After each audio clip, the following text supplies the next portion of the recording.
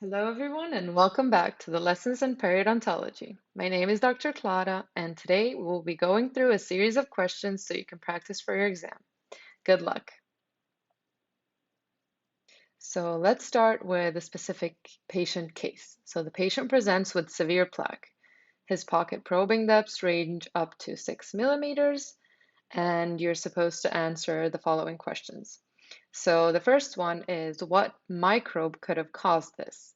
So take a look at the answer choices and pause the video so you can have some time to think it through. So the correct answer here is B, Porphyromonas gingivalis. And this bacteria is actually the main bacteria in the red complex, and it causes chronic gingivitis. Now let's go over the wrong answers. So Streptococcus mutans is the bacteria associated with caries, and Enterococcus